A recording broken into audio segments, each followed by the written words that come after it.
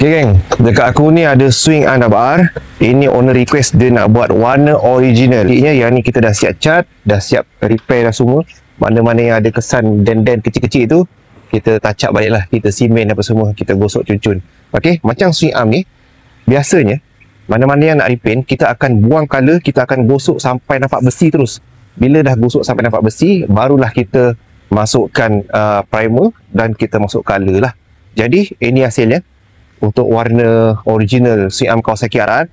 Untuk material cat pula, aku guna cat PU, bukan cat biasa ya. So jadinya material cat PU ni dia agak lebih tahan lasak lah daripada cat biasa. Dia agak susah sikit nak calar. Tapi kalau nak yang betul-betul memang susah sangat nak calar, itu kena powder. Tapi kalau untuk powder, nak dapatkan warna yang macam ni agak susah sikit lah. Aku setakat ni dekat area tempat aku tak jumpa lagi yang boleh buat powder warna sebiji macam ni. Okay, jadi untuk swing arm ni, mana yang nak buat repair ataupun nak repaint swing arm RR nak ikut warna original, boleh roger dekat Roy Garage. Harga murah-murah je untuk satu swing arm ni. Korang boleh dapat macam baru.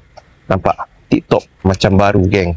Okay, nak motor korang handsome macam motor baru, boleh datang. Swing arm dengan fork warna dia sama. Okay, nak TikTok macam ni roger.